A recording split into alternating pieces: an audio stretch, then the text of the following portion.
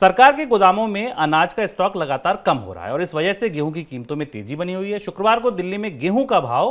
2567 रुपए प्रति क्विंटल की नई ऊंचाई पर पहुंच गया। अनाज के स्टॉक की बात करें तो 1 अक्टूबर तक केंद्रीय पूल में 432 लाख टन अनाज दर्ज किया गया, जो अक्टूबर की शुरुआत में 5 वर्षों का सबसे कम, यानी कि पिछले 5 वर्षों में कभी ऐसा नहीं हुआ कि इतना कम स्टॉक अक्टूबर की शुरुआत में सरकार के भंडार में हो। इसमें गेहूं का स्टॉक तो 14 वर्ष के निचले स्तर तक 227 लाख टन तक खिसक गया है, जो रणनीतिक और ऑपरेशनल रिजर्व के लिए तय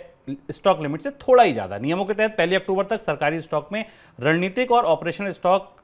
जो है जरूरत के लिए 205.2 लाख टन गेहूं इतना होना चाहिए, उससे थोड़ा ही ज्यादा बचा है। सरकार के स्टॉक का गेहूं चावल का लगातार घटना आगे कितनी बड़ी चुनौती हो सकता है? तीन बड़ी चीज़ें इस स्टॉक में गिरावट से आ रही हैं और हम लगातार मनी सेंट्रल में गेहूं और चावल और इसके स्टॉक्स पर आपको अपडेट कर रहे हैं और जानने की कोशिश कर रहे हैं कि भीतर क्या हो रहा है। पहली चीज़ तो ये कि हमने अभी कल उपभोक्ता महंगाई के खुदरा महंगाई के आंकड़े देखे और हमने आपको विस्तार से बताया कि अनाज की महंगाई क्यों आ रही, उसका सूत्र या उसकी वजह यहाँ छिपी हुई है। सरकार के अनाज भंडार में या सरकार का जो अनाज भंडार है वो भारत में मांग और आपूर्ति को संतुलित करने में बड़ी भूमिका निभाता है और उस स्टॉक में जो रिकॉर्ड गिरावट है उस गिरावट का असर हमें स्पष्ट रूप से भारत में अनाज की महंगाई पर दिखाई दे रहा है, जो दहाई के अंक में। थोक महंगाई के आंकड़े भी आ जाएं उसमें भी हमने अनाज और खाद्य महंगाई पर दबाव देखा है। दूसरी महत्वपूर्ण बात यह कि अभी जब तक खरीफ की फसल की आवक शुरू नहीं होती है तब तक हम ये भी नहीं जान पाएंगे कि जो बाद में दोबारा बारिश शुरू हुई है उसका असर खरीफ की फसलों की आवक पर कैसे पड़ेगा। उत्तर प्रदेश के कई सारे इलाकों में बाढ़ का रिस्क है, बिहार के कुछ इलाकों में बाढ़ का रिस्क है, धान प्रभावित कई सारे ऐसे क्षेत्र हैं जहां पर बाद में हुई बारिश ने खड़ी फसल को नुकसान पहुंचाया है। वो नुकसान कितना है इसका आकलन अभी चल रहा है, लेकिन वो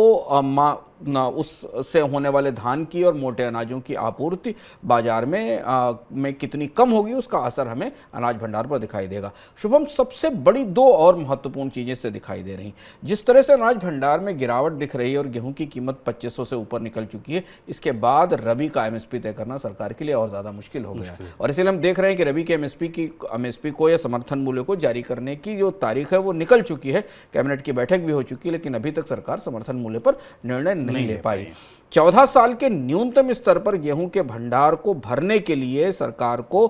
रबी सीजन में गेहूं के एमएसपी में काफ़ी बड़ी बढ़ोतरी करनी होगी, जो कि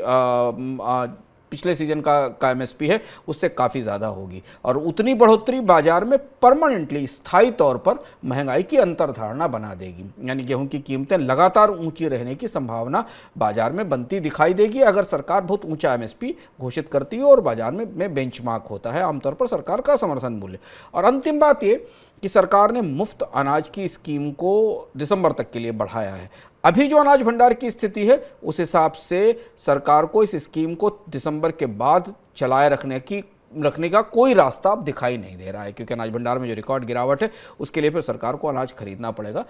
या आयात की नौबत आएगी। तो पूरी की पूरी खाद्य अर्थव्यवस्था के स्तर पर आप महंगाई की दृष्टि से देखें, बाजार में मांग आपूर्ति की दृष्टि से देखें और राशन प्रणाली को मिलने वाले मुफ्त अनाज के हिसाब से देखें, तीनों जगह से खाद्य अर्थव्यवस्था पर गहरा दबाव हमें इस समय दिखाई दे रहा है और ऐसा कई सालों बाद हो रहा है जब हमने दोनों फसलों पर, भारत के दोनों फसल चक्रों पर, रबी की आवक के दौर पर भी और खरीफ की आवक के दौर पर भी भारत में खाद्य स्तर पर अनाज की इतनी ज़्यादा महंगाई देखी है।